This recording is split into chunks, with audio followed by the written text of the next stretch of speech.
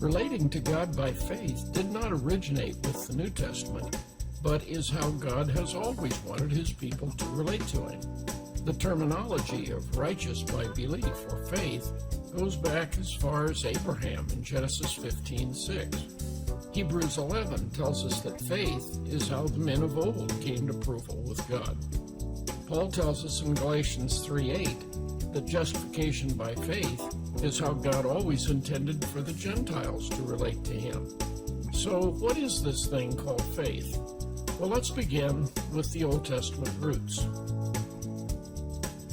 Before the belief-faith terminology, we read of men who called on the name of the Lord, Genesis 4:26, and walked with God, Genesis 5:6. Israelites were supposed to love God with all of their heart, soul, and might, their whole being.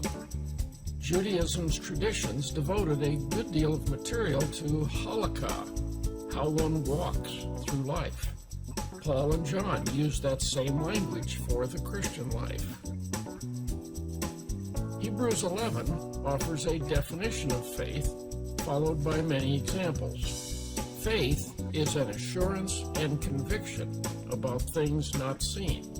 It is essential to pleasing God, and its content is that God exists and rewards those who seek him.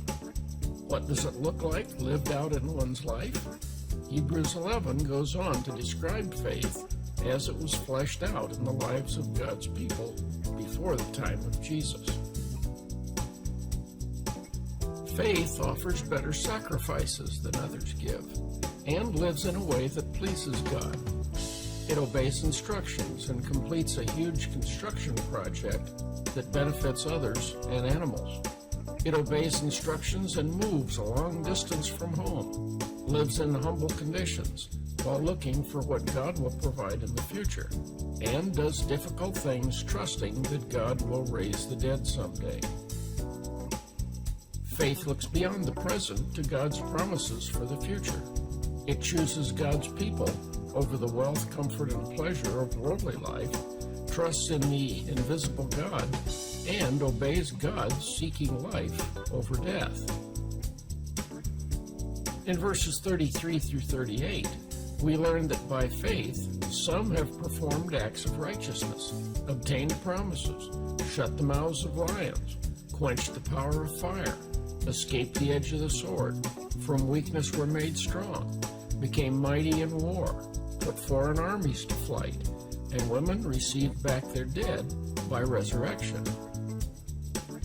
But, on the other hand, some were tortured, experienced mockings, scourgings, chains, and imprisonment, were stoned, sawn in two, were tempted, were put to death with the sword, went about in sheepskins and goatskins, being destitute, afflicted, ill-treated, wandering in deserts and mountains, and lived in caves and holes in the ground.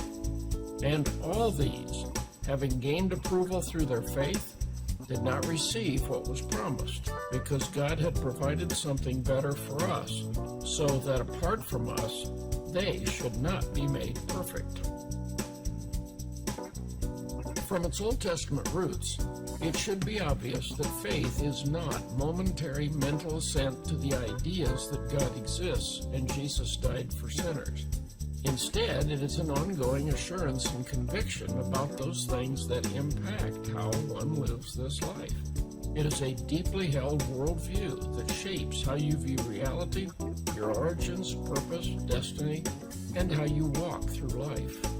Faith is not what's going on in the lives of those who claim to know Jesus but make no effort to keep his commands or walk as he walked, or who profess to know him but deny him in their deeds. Aside from Hebrews 11:6, faith is also described in Paul's discussion of Abraham in Romans 4:17-22. In dealing with the God who gives life to the dead and calls into being that which does not exist, Abraham looked beyond his age and Sarah's barrenness. When God promised them a child, Abraham grew strong in faith and was fully assured that what he had promised, he was able also to perform. Therefore also it was reckoned to him as righteousness. Faith looks beyond current conditions and trusts God's ability to do things beyond our powers and abilities. In the New Testament writings, faith is a reasoned reaction to hearing God's truth.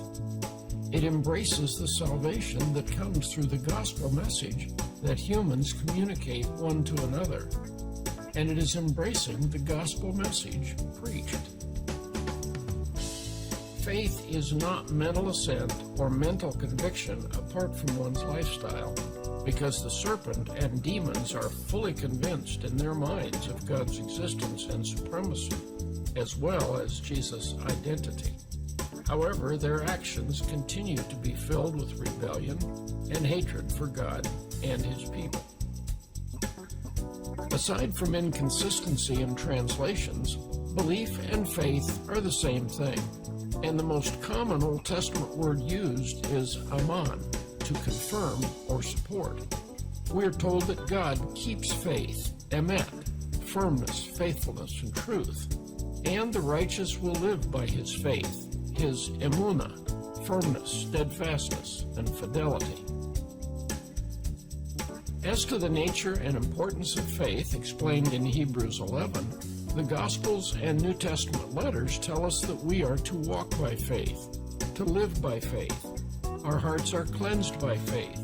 We are saved by faith. We are sanctified by faith. We are justified by faith. And we stand by our faith.